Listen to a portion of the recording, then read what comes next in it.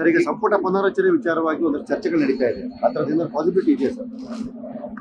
ಸಂಪುಟ ಪುನರ್ರಚನೆ ಆಗ್ತದೆ ಅಂತ ಸುದ್ದಿ ಇರ್ತಿದ್ದು.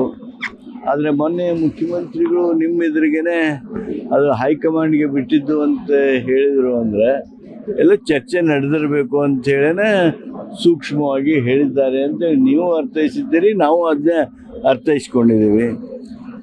ಸಚಿವ ಸಂಪುಟ ಪುನರ್ಘಟನೆ ಆಗೋದಕ್ಕೆ ಇದು ಸೂಕ್ತ ಕಾಲ ಅಂಥೇಳಿ ಅವರು ಹೇಳಿದ್ದಾರೆ ಅಂತ ಭಾವಿಸಿದ್ದೇವೆ. ಆಗ್ಬೋದು, ಯಾವುದೇ ಹಂತದಲ್ಲಿ ಆಗ್ಬೋದು. ಸರ್, ಈಗ ಸಂಪುಟ ಪುನರಚನೆ ವಿಚಾರವಾಗಿ ಒಂದು ಚರ್ಚೆಗಳು ನಡೀತಾ ಇದೆ. ಆ ಥರದಿಂದ ಪಾಸಿಬಿಲಿಟಿ ಇದೆಯಾ ಸರ್? ಸಂಪುಟ ಪುನರ್ರಚನೆ ಆಗ್ತದೆ ಅಂತ ಸುದ್ದಿ ಇರ್ತಿದ್ದು.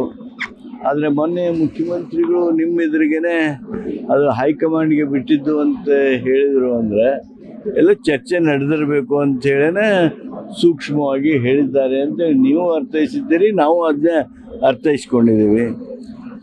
ಸಚಿವ ಸಂಪುಟ ಪುನರ್ಘಟನೆ ಆಗೋದಕ್ಕೆ ಇದು ಸೂಕ್ತ ಕಾಲ ಅಂಥೇಳಿ ಅವರು ಹೇಳಿದ್ದಾರೆ ಅಂತ ಭಾವಿಸಿದ್ದೇವೆ. ಆಗ್ಬೋದು, ಯಾವುದೇ ಹಂತದಲ್ಲಿ ಆಗ್ಬೋದು. ಲೇಟೆಸ್ಟ್ ಹಾಗೂ ಇಂಟ್ರೆಸ್ಟಿಂಗ್ ಸುದ್ದಿಗಳಿಗಾಗಿ ಬಾಸ್ ಟಿವಿ ಕನ್ನಡ ಚಾನೆಲ್ನ ಸಬ್ಸ್ಕ್ರೈಬ್ ಮಾಡಿ. ಹಾಗೆಯೇ ಬೆಲ್ ಐಕಾನ್ ಪ್ರೆಸ್ ಮಾಡಿ. ಇದರ ಜೊತೆಗೆ ಫೇಸ್ಬುಕ್, ಇನ್ಸ್ಟಾಗ್ರಾಮ್, ಎಕ್ಸ್ನಲ್ಲೂ ಮಿಸ್ ಮಾಡದೆ ಫಾಲೋ ಮಾಡಿ.